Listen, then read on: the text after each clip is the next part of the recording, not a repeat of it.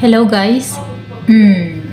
Kumusta po kayong lahat? Kung nakikita niyo yung mga videos ko, yung previous video ko, yung naka-past last year ba yun? Oo, last year na nagpapataba ako. Ngayon naman, parang nasobrahan ata yung pagpataba ko. Ngayon magpapayat naman ako. Mga ilang days ako nag-exercise, mga siguro 5 days nag-exercise ko. Ito, medyo lumiit naman ako. Nag-shape yung katawan ko. Yan guys. Yan. Lumiit na yung ano ko. Shape na siya. Successful. Yung pagkaano niya. Ang ginawa ko is, nagaganito lang ako. Ganyan. Paliit sa tiyan. Ganyan. Tiyan lang ha. Kasi itong dito, hindi talaga yan liliit. Malaki talaga yan. Yan.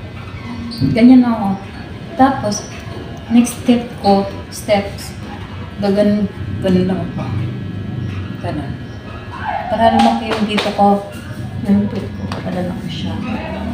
Ito yung panty ko. Yan.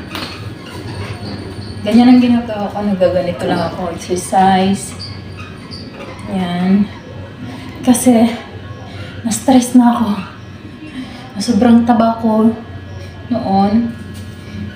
Parang hindi ko kinaya. Tinatamad din ako. Parang wala akong gana mag-exercise. Kain ako ng kain. Lagi ako nagugutom. Ngayon, ina-adjust ko na ang pagkain ko. Hindi na ako kumakain ng marami. Na-realize ko na mas okay yung mas payat ka. Hindi na sobrang payat, yung sakto lang yung katawan. Kasi yun ang recommend ng doktor sa akin na kailangan adjustin ko yung pagkain ko at sexy body daw ako. Ganyan.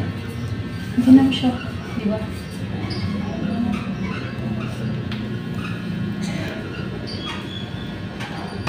Hindi maliwanag yung ilaw. Hindi masyadong maliwanag. Okay lang.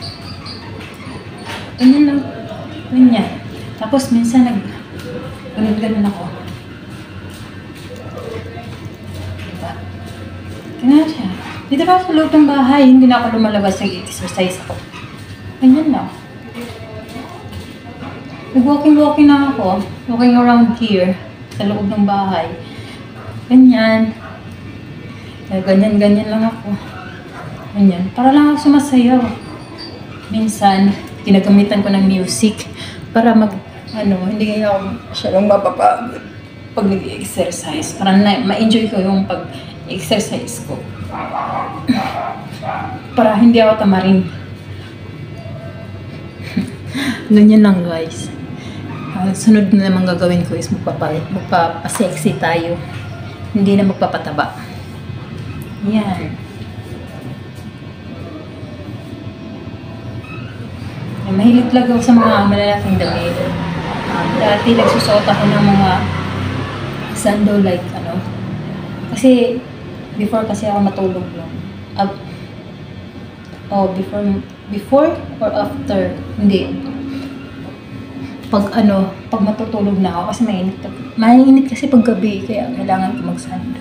Dati. Kaya lagi akong nakikita niyo mataba ako, lagi ako kumakain. Ang laki ng katawan ko.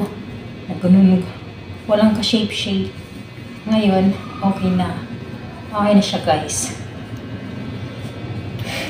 I control lahat ng kinakain ko, pinokontrol ko. Minsan kumakain ako ng gulay, tapos gatas lang, ganun.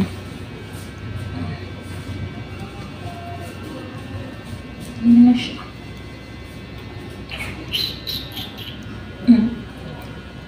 Gusto ko yung flat siya, tulad dati. Kasi flat talaga siya. Tapos nakikita yung dito, abs. Nagkakaroon ako ng abs nung nag-exercise ako.